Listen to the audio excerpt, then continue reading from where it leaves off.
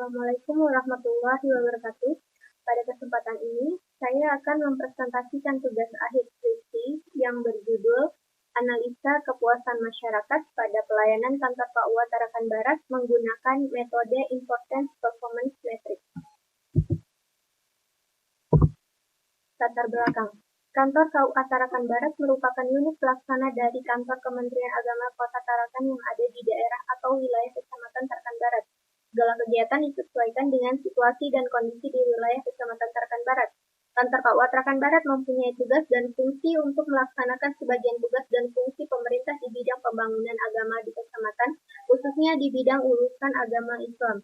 Penelitian ini bertujuan untuk mengetahui tingkat kepuasan masyarakat terhadap kualitas pelayanan yang diberikan kantor, untuk mengetahui variabel-variabel apa saja yang perlu dipertahankan, ditingkatkan, diperbaiki, dihilangkan, atau dievaluasi berdasarkan hubungan tingkat kepentingan dan kepuasan terhadap kualitas pelayanan kantor sehingga menghasilkan usulan perbaikan strategi pelayanan yang harus dilakukan di kantor KUA Tarakan Barat.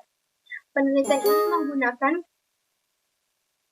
metode Importance Performance Metric. Metode Importance Performance Metric adalah suatu metode untuk menentukan skala prioritas perbaikan atribut kualitas pelayanan. Input dari Importance Performance Metric adalah jawaban kuesioner Importance dan kuesioner Performance terhadap setiap atribut kualitas pelayanan. Hasil IPM berupa posisi setiap atribut kuesioner pelayanan di dalam diagram Kartesius, di mana sumbu X adalah performance, sedangkan sumbu Y adalah importance. Permasalahan, kantor KUA Tarakan Barat belum memperhatikan secara detail tingkat kepuasan masyarakat terhadap pelayanan yang telah diberikan. Hal ini disebabkan KUA Tarakan Barat belum ada sistem untuk mengukur kualitas pelayanan yang telah diberikan. Batasan masalah, penelitian hanya dilakukan di kantor KUA Tarakan Barat. Dimensi kualitas menggunakan 5 dimensi, yaitu yang pertama tangibles atau keadaan fisik, yaitu meliputi penampilan fasilitas fisik seperti gedung dan ruang front office, tersedianya tempat parkir, kebersihan, kerapihan, dan kenyamanan ruangan, kelengkapan peralatan komunikasi, dan penampilan pegawai. Yang kedua, reliability atau keandalan, yaitu kemampuan pelayanan kantor dalam memberikan layanan bagi masyarakat. Jika tangibles adalah tentang hal yang konkret, reliability bisa dibilang lebih abstrak. Ini karena reliability bersinggungan langsung dengan harapan masyarakat. Yang ketiga, responsiveness atau daya tanggap berkaitan langsung dengan ketanggapan. Artinya, responsiveness adalah tentang bagaimana pelayanan kantor memberikan layanan yang responsif terhadap semua keinginan dan kebutuhan masyarakat. Biasanya, responsiveness ini juga diikuti dengan penyampaian yang runtut namun tetap mudah dimengerti.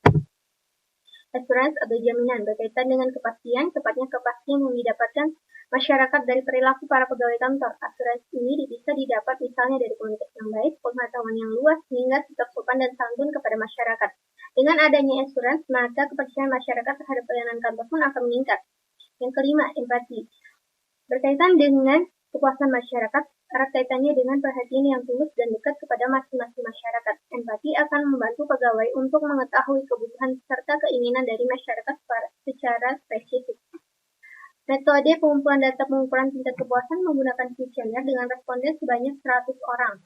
Hasil penelitian dengan metode IPM membagi tingkat kepuasan pelayanan menjadi 5 tingkat. Kelima tingkat tersebut adalah sangat puas, puas, cukup puas, kurang puas, dan tidak puas. Penjelasan metode. Tahapan perhitungan metode Importance Performance Metric. Yang pertama, identifikasi dan perurusan masalah. Merupakan tahap pertama dari proses penelitian ini dengan melakukan identifikasi metode yang akan digunakan dalam penelitian dan perumusan masalah yang didukung oleh studi literatur. Yang kedua, design sampling. Saat merancang sampling yang akan digunakan, ada beberapa langkah yang dilakukan. Langkah-langkahnya adalah mengidentifikasi karakteristik responden, menentukan teknik sampling, dan menentukan ukuran sampel. Yang ketiga, pembuatan kuesioner. Terdapat 15 variabel atribut pertanyaan yang disesuaikan dengan kondisi kantor KUA Tarakan Barat. Pernyataan pada kuesioner tingkat harapan dan kenyataan merupakan pertanyaan tertutup. Untuk menjawab kuesioner ini menggunakan 5 tingkat kepuasan pelayanan. Tingkat kepuasan pelayanan yang digunakan pada penelitian ini dapat dilihat pada tabel pertama.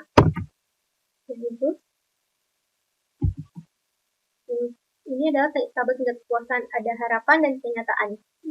Dan ada 5 tingkat, sangat puas, puas, cukup puas, kurang puas, tidak puas. Begitu juga yang kenyataan. Perhitungan nilai indeks kinerja atau NIK perhitungan. Nilai indeks kinerja NIC merupakan tahap yang dilakukan sebelum menentukan posisi-posisi variabel kualitas jasa pada metode Importance Performance Matrix. Perhitungan NIC dilakukan untuk mengetahui tingkat kepentingan dan tingkat kepuasan pengunjung terhadap kinerja pelayanan di kantor KUA Tarakan Barat. Perhitungan nilai indeks kinerja tingkat kepentingan. NIC importance adalah rata-rata skor tingkat kepentingan suatu variabel yang mempengaruhi kepuasan, yaitu nilai indeks kinerja importance untuk variabel I didapat dari jumlah nilai atau skor skala Likert atau tingkat kepuasan terpilih oleh responden dikali dengan jumlah responden yang memilih skala sikap, kemudian dibagi dengan jumlah total responden. Perhitungan nilai indeks kinerja tingkat kepuasan.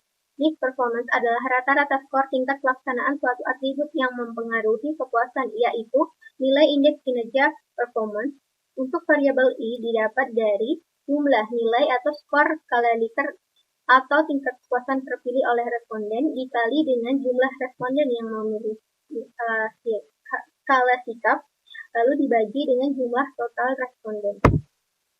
Peta posisi importance performance matrix. NIC untuk tingkat kepentingan dan tingkat kepuasan akan diplot pada diagram Cartesius Importance Performance Matrix. Garis yang membagi kuadran pada IPM diperoleh dari rata-rata nilai NIC Importance dan nilai NIC Performance.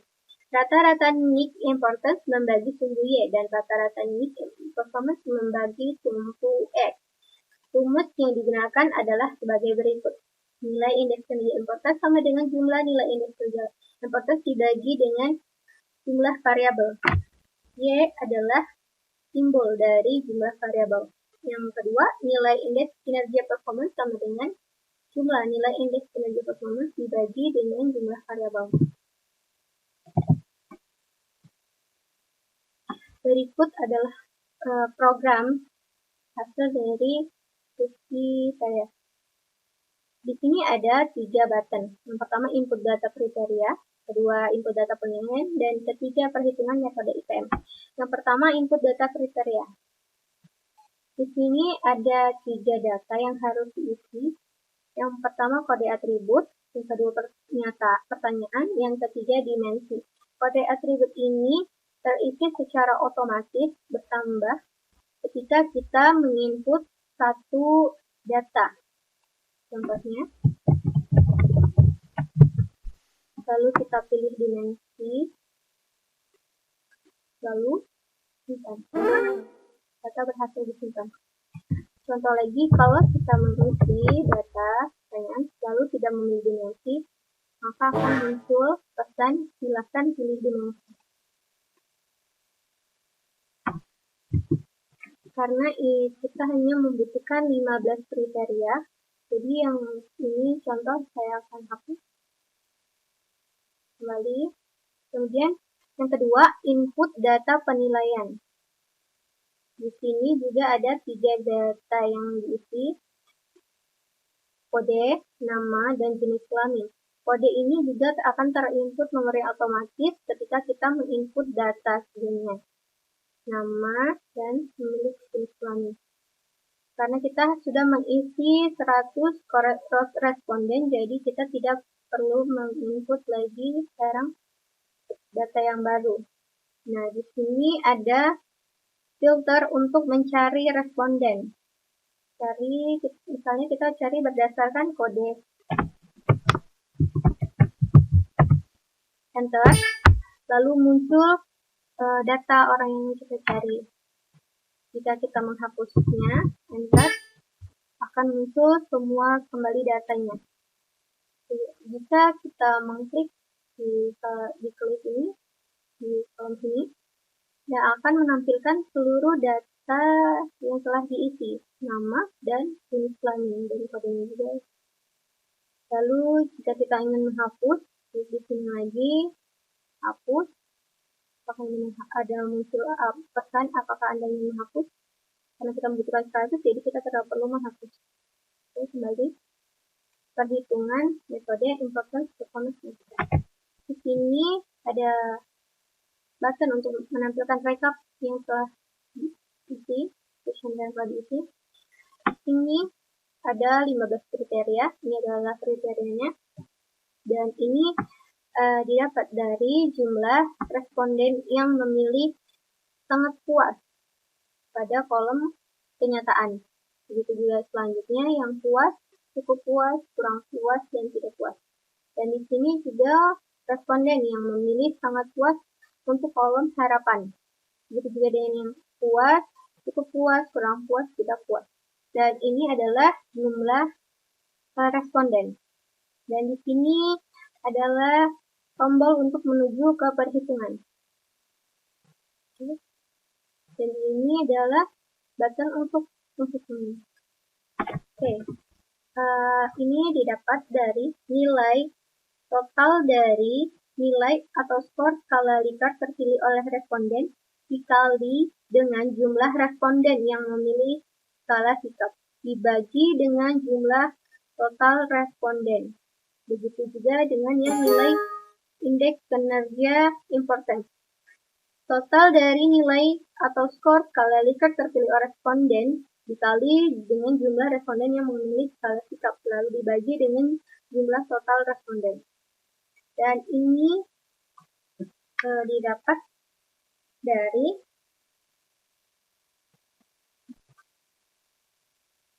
total nilai indeks kinerja importance dibagi dengan jumlah variabel.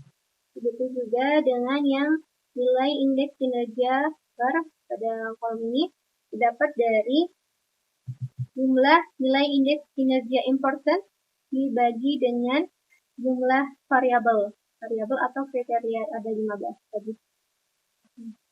Dan ini menampilkan grafiknya. Ini adalah kami untuk menampilkan grafiknya. Dan ini adalah hasil dari perhitungan metode importance performance matrix yang ditampilkan dalam diagram Cartesius. Ini adalah keterangannya masing-masing kriteria berada di tempat yang mana. Dan ini adalah button untuk menampilkan rekap kesimpulannya. Jadi kesimpulannya, pada kuadran pertama, kriteria yang masuk di kuadran pertama yaitu kriteria ke-8, kemampuan pegawai kantor dalam menyampaikan informasi, dan kriteria ke-14, sikap sopan santun pegawai dalam melayani masyarakat. Ini keterangannya harus ditingkatkan. Begitu juga dengan kuadran kedua, dan kuadran ketiga, dan kuadran keempat. Di sini sudah dibagi sesuai dengan hasil dari diagram Cartesius tersebut. Sekian dari presentasi diskusi saya. Kurang lebihnya mohon dimaafkan. Wassalamualaikum warahmatullahi wabarakatuh.